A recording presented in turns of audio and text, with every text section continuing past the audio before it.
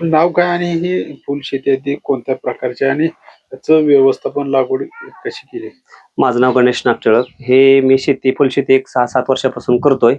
हे शेती इतर पिकापेक्षा फुलशेती ही कधी पण चांगली. सध्याच्या मार्केटचा विचार करायला गेला तर कधी तेजी कधी मध्ये कुठल्या येईल असं काय सांगता येत नाही.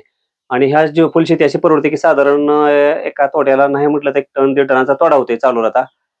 आणि कसं ना त्याचं नाही म्हटलं तर लेबर खर्च ₹5,000 धरा पकडा.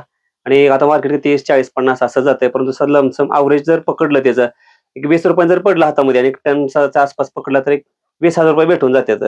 आणि एक साधारण एक लेबरचा 3-4 हजार खर्च वजा झाला तर एक ₹15,000-16,000 कुठे गेले नाही त्याचे. आणि एक साधारण 4 दिवसात तोडा होतोय. तर 4 दिवसाला म्हटलं तर एक आठवड्याला ₹30,000 येतात. आणि साधारण विचार करायला गेलं तर एक 10 तोडे तर चांगलं भरायचे तोडे 10 तोडे होते. 10 तोडेच नाही म्हटलं तर एक 3-3.5 लाख रुपये कुठे गेले नाहीत. तर 3-3.5 लाख रुपये किती महिन्यात मिळतात? हे 3-3.5 लाख रुपये विचार करायला गेलं तर 25 डिसेंबरची लागवड आहे. साधारण हे चालू व्हायला 50 आंबर व्हरायटी असल्यामुळे थोडे 50-55 दिवस घेतले ह्या व्हरायटीला. परंतु हे साधारण विचार केला तर 3 महिन्यामध्ये शेतकऱ्या हातात चांगले पैसे येऊन जातात.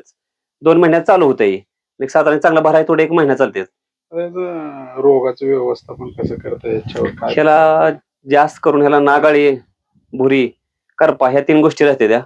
त्याला साधारण एक 6-7 दिवसाला स्प्रे कंटिन्यू ठेवलं तुम्ही बुरशीनाशक, कीटकनाशक वगैरेचा तर एकदम तोडे भरपूर होते त्याचं असं. त्याचं पाण्याचं व्यवस्थापन? त्याला सुरुवातीला कमी पाणी लागतं बरं का. ह्याचं जसं फुलकळीची अवस्था होईल जसं फुल चालू होते हार्वेस्टिंग चालू होईल तेव्हा थोडं पाणी वाढवत जावं लागतं. ह्याला पाणी साधारण दररोजचं 2 तास तरी दिलं तर एकदम बेस्ट राहतं याचं.